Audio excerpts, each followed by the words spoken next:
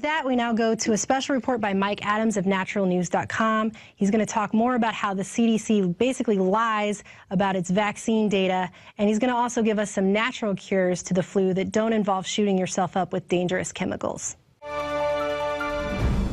Hello, welcome to the Health Ranger Report for InfoWars Nightly News. And today we bring you 5 solutions to preventing the flu so that you don't become a victim of the vaccine industry or Obama's sick care mandates. Here's how to do it. And by the way, this is just part of the solutions that we like to give you here from time to time at InfoWars.com. And it's especially important for patriots to stay healthy during the coming times, which are going to be very, very challenging. You can't afford to be sick because that makes you a victim of the healthcare system or FEMA or whatever might be happening. So this is what you need to do to stay healthy. Number 1, avoid vaccines. Avoid all vaccines. As we published on Natural News, the CDC has admitted that vaccines contain aluminum, mercury, MSG, and formaldehyde.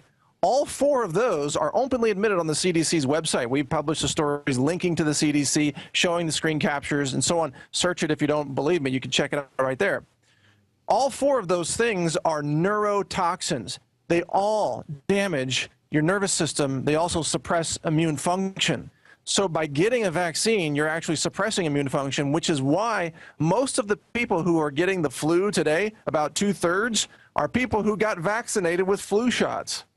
So think about that. If flu shots worked, then all the people who are in the hospital with the flu should be people who never got vaccinated, right? Right? That would be logical, but that's not the case. And don't expect the mainstream media to ever tell you about any of this because, as you know, they don't want you to know this information.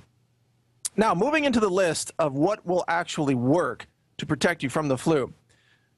Let's start with number 1, which is vitamin D. And I'll give you five things here. Vitamin D is number 1. Virtually everyone is deficient in vitamin D, especially if you have dark skin pigmentation. The darker your skin, the more sunlight your skin blocks, and the less vitamin D you're going to manufacture automatically. So a fair-skinned person can often get some level of vitamin D in the spring and summer, and they can store it up and still survive through the winter on it without growing cancer tumors, which is what happens in the absence of vitamin D. But someone who has dark skin will typically be deficient even in the summer, especially if they're in North America, and especially if they work indoors. So they're going to be deficient all year long, and then during the winter, they're going to be completely out of vitamin D, or as out as you can get, and they're going to start growing cancer tumors. This is why breast cancer and prostate cancer is so much more aggressive in African Americans or anyone with darker skin, more aggressive in Hispanics than in whites, or in Asians than in whites, for example. So you got to get vitamin D. I take 5,000 to 10,000 IUs a day, especially during the winter. That alone will stop about 78% of all cancers. Just vitamin D. It will also stop flu far better than any flu vaccine, especially given the vaccines actually create more susceptibility to the flu.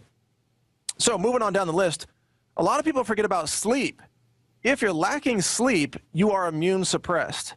And during the winter, a lot of people are lacking sleep because they're not getting the light messages that control the hormone levels in your body, you know, to wake up in the morning. A lot of people have to get up when it's still dark outside. And so they're not getting the hormone awakening signals that they're supposed to get. Their body and their mind isn't really awake like it's supposed to be. They force themselves to get up anyway and go to work, and it causes stress. That stress creates susceptibility to influenza. So get more sleep, especially during a flu pandemic. All right, the next item is to reduce your overall chronic stress as well, and this includes workout stress. So a lot of you like to go to the gym, you like to work out. I do too. I have a home gym and I work out there, usually, actually almost every day, especially now. I've been back into working out. But the point is, if you overdo it, then you're going to suppress your immune system. So the worst place to overdo a workout is actually in the gym, because that's where a lot of people come in who are marginally sick, and they're coughing all over the equipment and the gear. They're sneezing into the air. And just by walking by one of those people, you can catch the virus, a novovirus, for example, that's going around right now. Or you can catch bacteria that can cause lung pneumonia, which can be fatal. So I say, you know, just have a mild workout. It's great to to lift weights and do some cardio, but don't overdo it to the point where you're exhausted, because that makes you highly susceptible to catching the flu in the gym. In fact, the last time I ever caught the flu and had symptoms was from working out in a gym, and that's when I stopped going to the gym and decided to work out at home. Okay, next item. You got to have good nutrition. This is basic. So this means you got to have zinc in your body. Trace minerals are really crucial. So whatever your source of nutrition might be, it might be superfoods, it might be nutritional supplements, it might be a trace mineral beverage like InfoWars offers. Whatever the case may be, you got to get trace minerals into your body, especially including zinc. Also, on the water-soluble vitamin side, I really like high-dose vitamin C. Now, vitamin C helps prevent flu infections as well, and it boosts the immune response. Now, there's a good way to think about this. About 1/4 of all the genes in your body are there to fight infections. It's true, about 25% of your genetic code is there to fight infections. But those genes lay dormant unless they're activated with the right nutrients. So you can have those genes, which is a blueprint for perfect health. You have the same genes that I have. We all have the genes for perfect health. But if we don't get the right nutrients and the right minerals in our bodies, those genes are not activated. And it's sort of like trying to fight in a UFC match with your hands and legs tied together behind your back. You're not going to win. You know, you're not going to win if you can't unleash your innate skills to fight against an invader, right? So nutrition activates your immune response and helps you conquer the flu before it even becomes symptomatic. That's the other thing a lot of people don't realize. If you're healthy, you may, quote, get the flu, and you may overcome the flu and never show a symptom from the flu. So you may not even know that your immune system did its job. And that's why the immune system doesn't get a lot of credit, because a lot of people don't know that it actually did anything. Okay, last point on this is personal hygiene. It's very simple. Wash your hands. You don't have to be obsessive about it, but wash your hands after contacting other surfaces such as doorknobs or shaking someone else's hand. Or let's say handling money or receiving money from someone if you're purchasing something and you get some change back.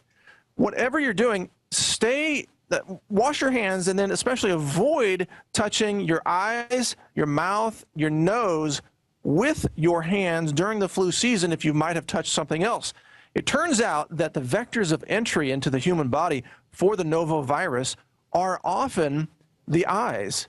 All that has to happen is a microscopic virus has to touch the liquid in your eye, and boom, you're infected.